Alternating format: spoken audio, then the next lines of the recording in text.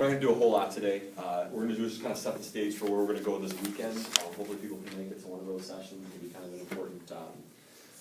an important transition point for that. What we'd like to just do though is kind of take a look at where we were, what we've sort of reviewed so far, and kind of where we're going, and talk a little bit more about the chronology of things.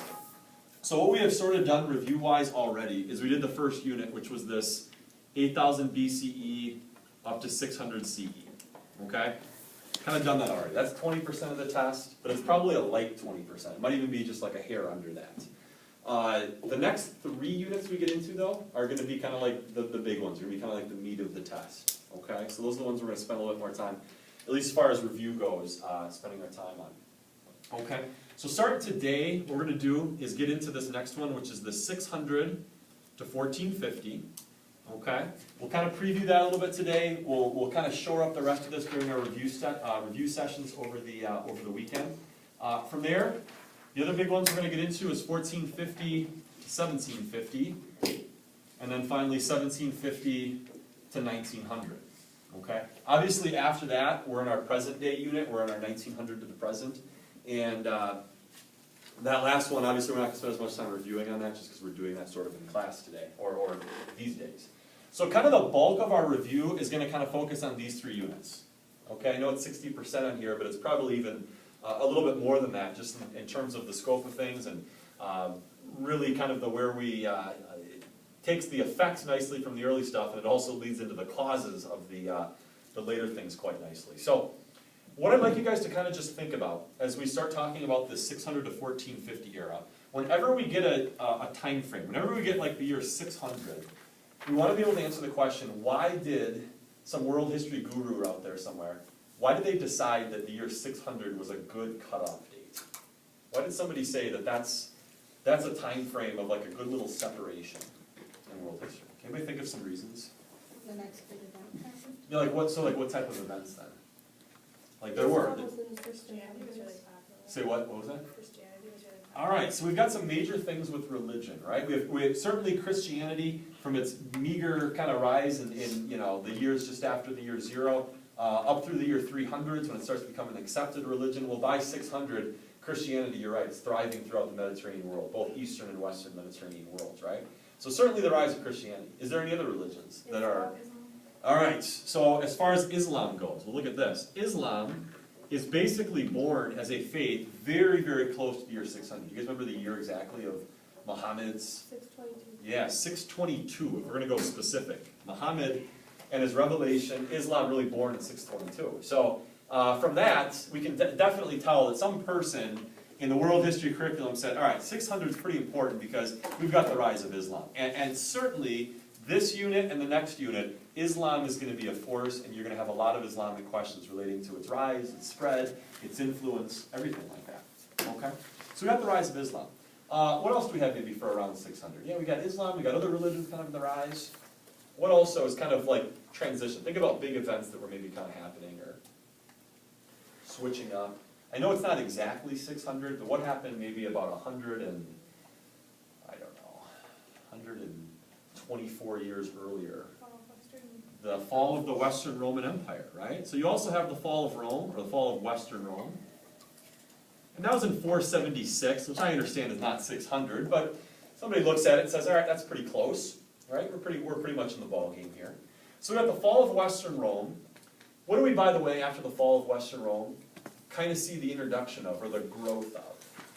Western Roman Empire falls, but then what kind of rises out of its ashes and grows up as the dominant force in the eastern areas here? Absolutely, the Byzantine Empire. So the rise of the Byzantine world is going to be kind of correlated at this time frame of around 600 or so. All right, let's look elsewhere in the world. Okay, let's go further east. What other stuff we got going on in the eastern world here? Of course, soon after the year 200 or so, we got the fall of the Han Dynasty. We got another period of kind of chaos in China. And from there, we have the emergence basically of 3 new Chinese dynasties, the Sui, the Tang, and the Song dynasty. So that's also going to get kind of mentioned here. And it's kind of the beginnings for that era here as well. For a lot of people, what they kind of call this era, if this was sort of the early civilizations and classical civilizations, this is what a lot of people sometimes refer to as post-classicalism. okay, the period of the post-classical movement. So that's a little bit about where we are and kind of what we're going to take a look at over the next couple of days. Can you guys, do you all have with you actually right now, what I'm looking at is the Unit 2 review packet that looks like this one right here. It's kind of scribbled on the front. Unit 2, World Cultures Maturing, 61450. Do we see that one? I'm going to show you something that I think is a very useful thing to kind of utilize as far as studying this. And I think, you know, we try to do our best basically to say the best way to kind of study, and I want you guys to use your time and your resources as efficiently as possible. And I think in that sense, it doesn't, you know, necessarily make sense to say, oh, let's read 10 chapters and let's look at 150 pages of review notes and stuff like that to kind of study it. So what somebody did, if you look a couple of pages into this packet, it's about 5 or 6 pages in, I'd say. Somebody took the effort to draw out an entire map of the Western world. You see this here. Kind of get amazed as you start looking into all the detail of this. Somebody took the effort to draw out a map of the entire Western world and put down every sort of detail that was going on between the years 600 and 1450 all across the Western Hemisphere. And this is a lot of stuff on here, but if you kind of think about it, this is 20% of your curriculum, and somebody decided to kind of put that together, at least the main details, on one page. Okay? So I think from students in the past who have done this, they found this sheet to be very, very informative. And I guess the best way to put it is to kind of get your best bang for your buck on this. For like the price of one piece of paper, you're getting a lot of information on there. So this is kind of a good place to kind of start. All right.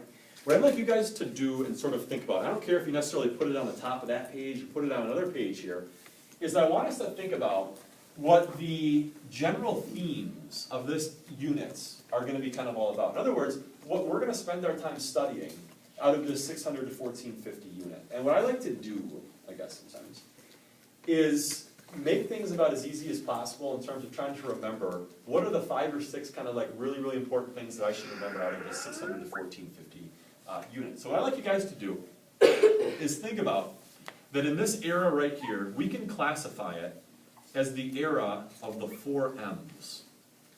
Okay?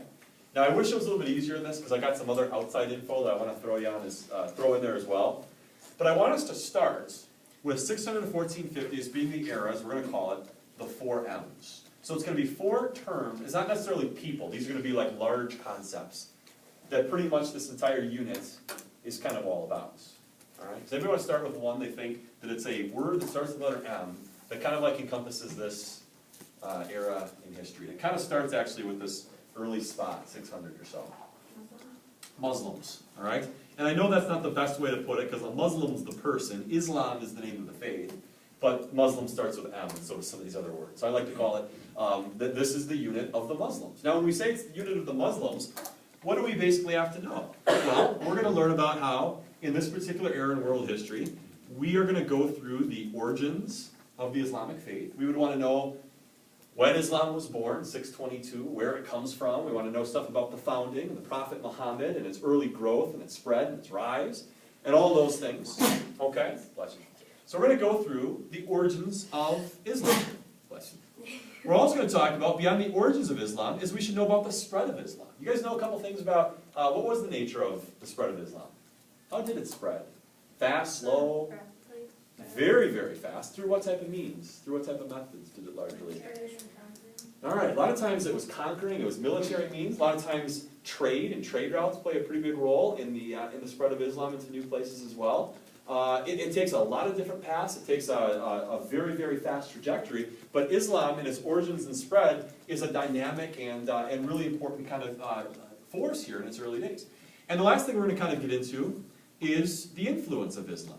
Okay, because what we know is that from its origins in 622 into the 700s, 800s, 900s, by the time we get to the year 1000, Islam is the dominant military, cultural, and economic force all throughout a big portion of the Eastern Hemisphere. All right, I mean, it is a force to be reckoned with. So we have to kind of answer the question, where did Islam come from, how did it spread, and what was its influence by the year 1450? And actually, by the way, when we get to 1450, you guys remember one of the events in world history that was kind of an important date for why they say 1450 is kind of like our cutoff? It has to do with Islam as well. It has to do with something that Muslims did. It was a big powerful empire in the Islamic world that was making waves by 1450? Who's our big, powerful Islamic empire that's coming onto the scene? They stay around all the way till World War I.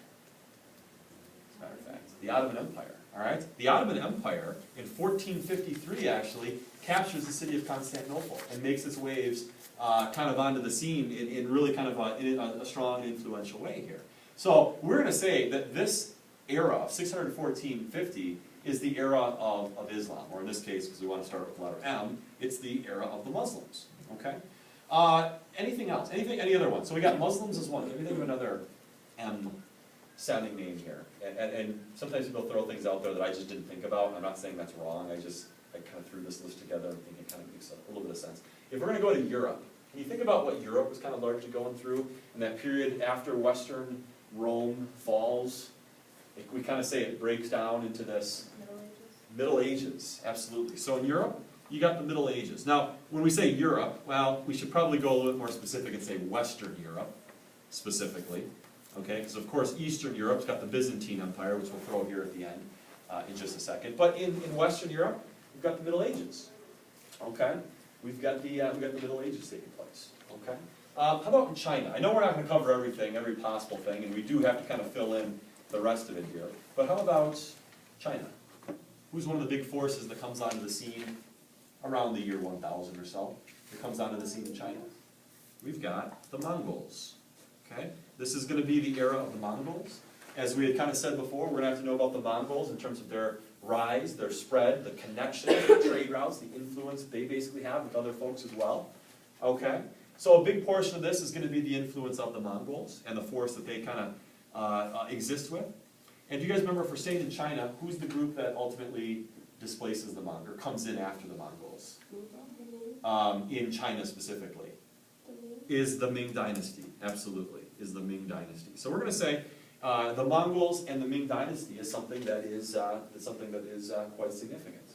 Okay, so 4 things that start with the letter M. Now, like I kind of say sometimes, it's helpful to kind of have that as a place to start. But what I also kind of like to have you guys add to this is to know that it's the 4 M's. But please, please, please also remember that we have to include a couple other things. And for lack of anything, I wish these things started with the letter M as well, then they could become like the 6 M's. But it's basically the 4 M's plus the Byzantines, all right? Plus, what we're also going to kind of add to this as well is everything going on with the Indian Ocean Trade Network, okay? And what is, by the way, the Indian Ocean Trade Network? What is that kind of closely aligned with? Who's going to have really like their hands all over that? It's going to be the Muslims, right? The Muslims are going to run the show in the Indian Ocean in terms of trade, in terms of economic vitality, like crazy at that time, okay? So we have the 4 M's, we got the Byzantines, the Indian Ocean Trading Network, and then the last thing that is a super, super important theme that comes out of this era as well, that kind of connects everybody, that makes some of the earliest connections, is going to be the Crusades, okay? Who would you say, by the way, that are 2 groups on here that are joined together essentially with the Crusades? What 2 M's are joined together and make the Crusades? The Muslims, during the Middle Ages in Europe, kind of look at what that equals or what that kind of combines together with, is that's essentially what makes the Crusades, right? The Crusades, the Europeans kind of half-hearted attempt and not a very, successful attempt anyway to retake the Holy Land. And we're not talking about it from a military perspective, but the stuff that we really want to focus on is that after Europe's attempt to take over the Holy Land, how it leads to increased connections between East and West. It leads to increased connections between the Islamic world, the world of Western Europe, and ultimately opens up both of those worlds to each other, who had been kind of previously isolated for the last 800,000 years, give or take. Okay? You guys kind of see the connection here? This is kind of the theme that we're going to sort of kind of roll with in the next couple of days, and when we ultimately get to our review sessions over the weekend, we're going to kind of explore all of this in sort of like more detailed ways, I guess you could say, and kind of try to explore these 4 M ways. By the way, when we get to like the 1450 to 1750 time frame, I'm going to explain that not with the letter M. 1450 to 1750 becomes all about the letter E. All right, if you think about what happens next, it all starts with the letter E. It's words like encounters, exchanges. All right, this is the point in time when all things are related together in terms of worlds coming together from far off places, but encounters, exchanges, like the Columbian Exchange, for instance. The Enlightenment is gonna be another thing that comes out of that, which is gonna kind of set the stage for our next unit, which is the era of revolutions. So you see how every unit kind of has like a tie into it, one way or the other? What's happening in one has an effect on the other. That's what we're gonna try to do. That's why I want to kind of big picture this out for us when we do these reviews. And then I think we'll have kind of a better sense of kind of where we are sort of going in this stuff. Okay. Obviously, it's a lot more than this. I wish we could just sum up like all these years of world history just with like, oh yeah, it's these 4 things. But obviously during our review time, we're gonna go a little bit more intense. We're gonna go a little bit more in depth and talk about what was going on at this time. Because obviously the other stuff from 600 to 1450, you got the Chinese making their great innovations, the Islamic world making their great innovations and technologies, and finally seeing kind of what the results of all of these parts of the world kind of coming together, what that ultimately kind of looks like. So that's where we kind of are at. If you guys want to on your own, at the end of Unit 1, I don't know if I showed you that before, but at the end of Unit 1, you do have those review questions. You can take those multiple choice review questions, and I do have the answers posted in there. So if you want to quiz yourself sometime and kind of just see where you're at, take those. There's review questions at the end of Unit 2 as well. I have the answers for those, though, that I'll have to provide for you later. You can do Unit 1s on your own, however. Okay, you can do Unit 1s basically by yourself. Okay? Anybody have any kind of final questions there? I'm thinking what we'll go ahead and do, folks, is we won't do this tomorrow. Okay, we'll save it for Friday night just because we're gonna hit it harder on the weekend, and basically kind of our weekend objective then will be 600 to 1450 and 1450 to 1750 to kind of put the totality of it together. Okay, so that's what we'll kind of focus on. So why don't we just plan on no tomorrow just because of it being Friday, and we'll save it for the weekend. Okay? Okay, we're good to go.